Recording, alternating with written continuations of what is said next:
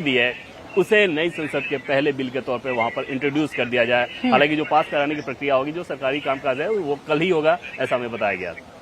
ठीक है, बिल्कुल। देखिए, तस्वीरें सामने आ गई हैं। प्रधानमंत्री नरेंद्र मोदी पहुंच गए हैं। इसके साथ ही साथ लोकसभा स्पीकर ओम बिरला भी तस्वीरों में आगे नजर आ रहे हैं। यानी जो तमाम लोग हैं वो अब पहुंच गए हैं। बस अब फोटो सेशन होगा और उसके बाद वो कार्यक्रम जिसमें तमाम जो सांसद हैं, जो सीनियर सांसद हैं, जिनके कार्यकाल के लिहाज से आज उन्हें बोलने का मौका मिलेगा, जो स्पीकर हैं वो बोलेंगे और फिर उसके बाद नए संसद भवन की तरफ प्रधानमंत्री अपने हाथों में संविधान को थामे हुए बढ़ेंगे। ये संविधान की जो प्रतियां हैं वो एक एक सांसद को दी गई हैं। यानी संविधान के क्या मूल्य हैं, संविधान कितना जरूरी है मौजूदा सरकार के लिए, संविधान के अनुरूप कैसे प्रधानमंत्री काम करते हैं। बेशक कितने भी आरोप लगाइए, बेशक कितने भी विरोधी ये तीखे हमले प्रधानमंत्री पर बोले हैं, क्योंकि सबसे ज्यादा हमला अगर प्रधानमंत्री पर बोला गया है तो वो संविधान को लेकर ही बोला गया है। प्रधानमंत्री को लेकर हमेशा विपक्षियों की जबान पर एक बात रहती है कि सरकार संविधान विरोधी है, ये सरकार संविधान को नहीं मानती है। लेकिन पीएम अपने एक एक फैसले, अपने एक एक कदम, अपने एक एक वक्तव्य से ये जाहिर करते हैं कि उनका एक धर्म है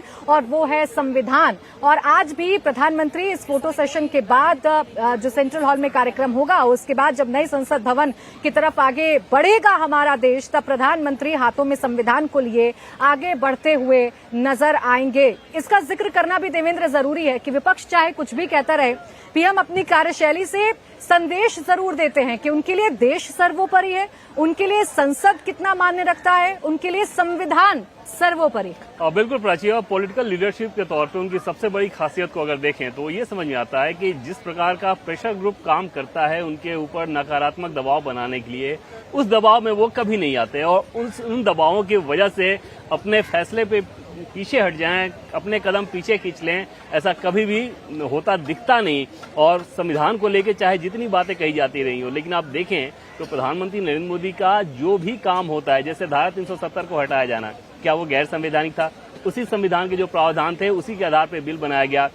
केंद्र की सरकार अगर कोई फैसला लेती है तो वो सरकार कौन सी है? उसी संविधान के तहत देश में चुनाव हुए और उन चुनाव में जिस पार्टी को बहुमत मिला, जिसकी देखिए तस्वीर एक बार देवेंद्र बता देते हैं। प्रधानमंत्री नरेंद्र मोदी अब आ गए हैं उस जगह पर जहां पर ये फोटो सेशन का कार्यक्रम है। इससे पहले लोकसभा स्पीकर भी यहीं पर खड़े हुए नजर आ रहे थे और अब तमाम सांसदों का हाथ जोड़कर अभिवादन स्वीकार करते हुए प्रधानमंत्री नरेंद्र मोदी। और अब यहां पर फोटो सेशन होगा, लोकसभा स्पीकर उनके साथ हैं, संसदीय कार्य मंत्री भी उनके साथ हैं प्रहलाद जोशी। और इस फोटो सेशन के बाद सेंट्रल हॉल का कार्यक्रम होगा, उसकी तरफ ये कार्यक्रम आगे बढ़ेगा। फोटो सेशन में तो कुछ ही मिनट यहाँ पर लगेंगे। बिल्कुल, लोकसभा राज्यसभा संयुक्त तीन तरह के फोटो सेशन इसमें कराए जाने हैं। और इसमें जो जगह देख रही हैं आप, पुरानी इमारत का जो गेट नंबर 1 है, यानी कि मुख्य प्रवेश द्वार, वहां से जैसे ही आप सीधे अंदर जाते हैं, गैलरी को क्रॉस करने के बाद ये सामने का खुला इलाका है और पीछे का जो हिस्सा दिख रहा है, जो दीवारें दिख रही हैं, जो खिड़कियां दिख रही हैं, वो सेंट्रल हॉल है। और उस बीच का जो खाली जगह है उसका इस्तेमाल किया जाता है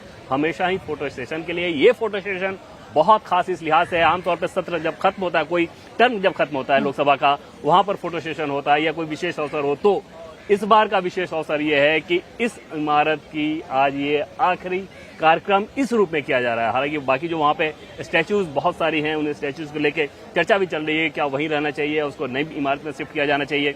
वहाँ पर उनके समय समय पर जब एनिवर्सरी होती है तो वहाँ तो वो सारे कार्यक्रम होते रहेंगे, लेकिन जो संसदीय कार्य है उसका कल आखिरी दिन था। आज बस ये एक समारोह है, फोटो ऑप, उसके बाद सेंट्रल हॉल में ये कार्यक्रम होगा। और उस लिहाज से समझा जा सकता है कि वो सांसद जो कि 5 बार 6 बार से लगातार जीत कर आते रहे, इस इमारत में काम करते रहे हैं, उनके लिए एक ऐसा अवसर होगा। और उन सांसदों के लिए जो लगातार तकलीफें झेलते रहे हैं इस पुरानी इमारत में, तकलीफ शब्द का मैं इस्तेमाल इस लिहाज से कर रहा हूं कि कई बार ऐसा होता है कि बारिश अगर हो रही है तो अंदर इवन हाउस में अंदर पानी टपका है। आप अंदाजा लगाएं कि देश के राष्ट्रपति जगदीप धनखड़ भी नजर आ रहे हैं, वो भी तस्वीरों में अब नजर आ रहे हैं, यानी वो भी पहुंच गए हैं। अब बस यहाँ पर फोटो सेशन होगा और जैसा कि बता रहे हैं इस वक्त देवेंद्र की खट्टी मीठी यादों को सजोए इस संसद भवन को अब आखिरी विदाई दी जा रही है। अपने अनुभवों को साझा कल तमाम सांसद कर रहे थे, भावुक भी कई सांसद नजर आए। बाकायदा महिला सांसदों की तरफ से तो एक चिट्ठी भी लिखी गई।